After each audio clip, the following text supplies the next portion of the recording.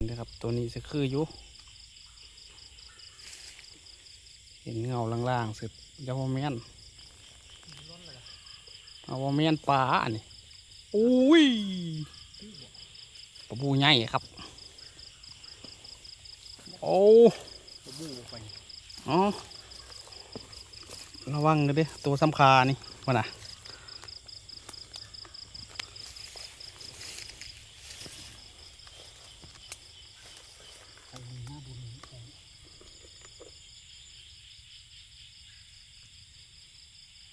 รับสายรีดแล้วล่ะยางคาดดอกยางมันลุกมีทอดเบ็ดป่ะพ่อเอาเด้อครับตัวสำเขียมนี่